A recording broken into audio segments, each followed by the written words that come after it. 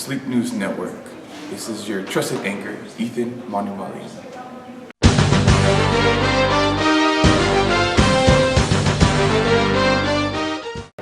This is Around the World in 60 Seconds. In China, math scores have been highly correlated with amounts of sleep. Officials have no comment on this matter. India, a narcoleptic goat has been keeping its owner awake for hours. After several months, the owner ate its goat on a kebab. We are going to go to the weather forecast. Now look at our holidays. With Christmas and New Year's coming up, you can expect to see 3 to 4 hours average, possibly 5 or 6 for those who sleep in a little later the day after, followed by a sleep coma actually, with including the next 3 to 4 days of doubled or even tripled sleep from our Provo residents.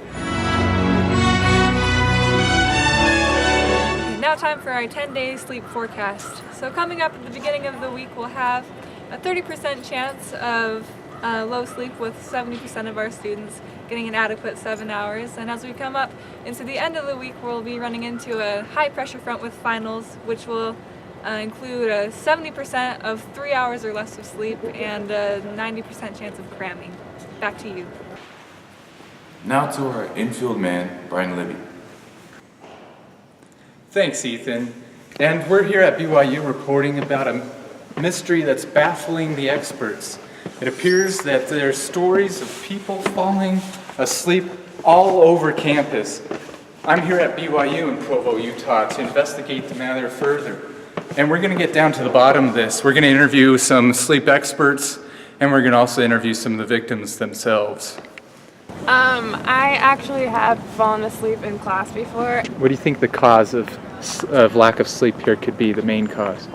I think it's BYU cookies. Because what I eat kind of determines my performance in school. Oh, okay. How can they get more sleep at night? Yeah, what works for you? I just go to bed when I'm tired. Yeah, I think there's church involvement.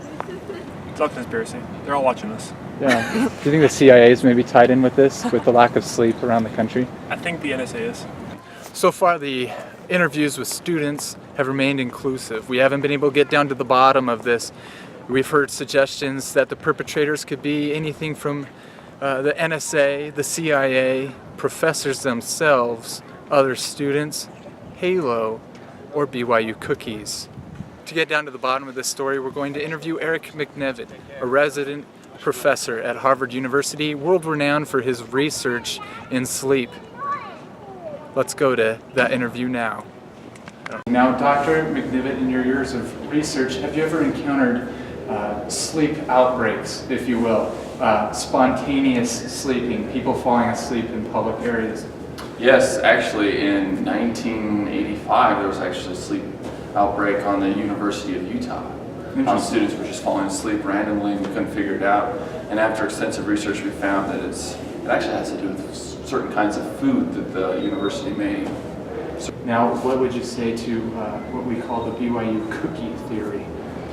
This is quite possible. The BYU cookie theory is possible. They may be putting stuff in that cookie that makes it taste good so that more people buy those cookies, which is causing them to sleep anyway. This is very, and it may not even be connected, it could be the same. It could be some people higher up that are doing it.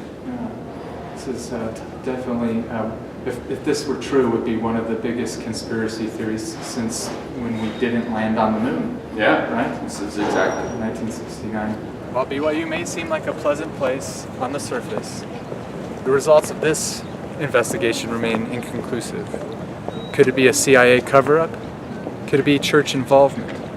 One thing we do know, BYU cookies are to blame for the recent outbreak of sleep problems at BYU.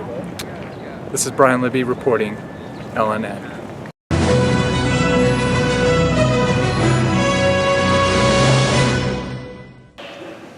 The anchor man from Anchorage, Ethan Manumali. Yeah.